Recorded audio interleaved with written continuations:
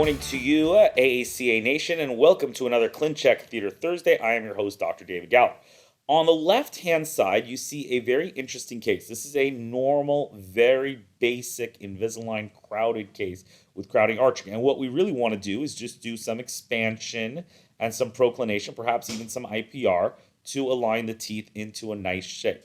But if you watch very carefully, look what's happening to the premolars on the right-hand side and the left-hand side. So the premolars on the right-hand side and the left side start out in a sort of wide arch. I understand the molar moves in a little bit, but we don't move molars with Invisalign for obvious reason because it leads to a posterior open bite. But watch that premolar movement, specifically number 1-5, tooth number 4. Look at how the premolars are popping in like that.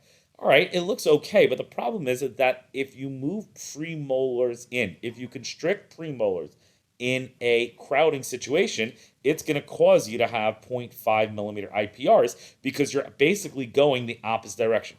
If I, however, send back an instruction to Invisalign and like, you know what, I know that tooth number 3, 4, 5 here are not perfectly aligned, but you know what, just keep them as is and focus the game on the anterior because that's really where it is.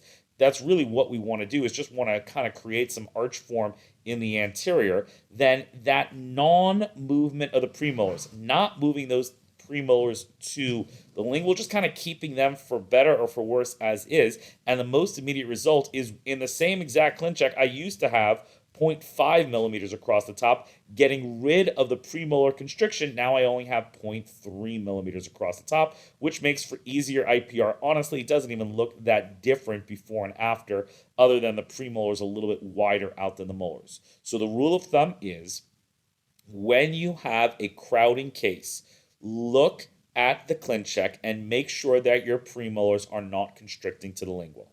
Thank you very much. This has been Clincheck Theater Thursday, and I am your host, Dr. David Galler.